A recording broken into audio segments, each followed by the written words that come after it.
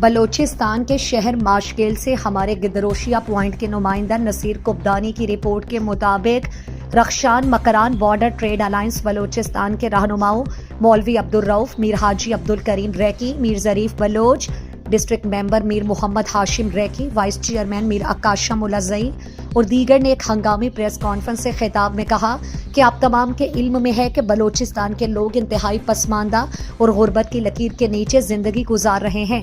بلوچستان سرکار کی طرف سے عدم توجہی کا شکار ہے۔ یہاں نہ روزگار ہے، نہ زراعت ہے اور نہ ہی کوئی صنعتی شعبہ موجود ہے۔ ہر طرف پسماندگی، بے بسی اور لاچاری کا سما ہے۔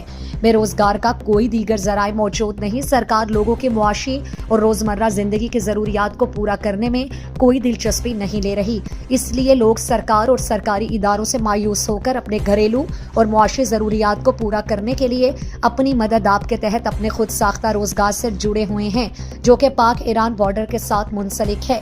برسوں سے بلوچستان کے لوگوں کو روزگار کا دار و مدار ایران بارڈر سے منسلک رہا۔ ایران بارڈر سے مزدوری کر کے اپنے بچوں کا پیٹ پال رہے ہیں۔ بچوں کے صحت، تعلیم، کھانے پینے کی ضروریات سے لے کر معاشی ضروریات کے سارے اسباب اسی بارڈر سے مزدوری کر کے پورا کر رہے ہیں۔ تیل کی ترسیل پر پابندی نہیں ہٹائی تو 18 نومبر بروز پیر کو رخشان اور مکران ڈویژن نہ بلکہ پورے بلوچستان میں مکمل طور پر شٹر ڈاؤن ہڑتال ہوگی۔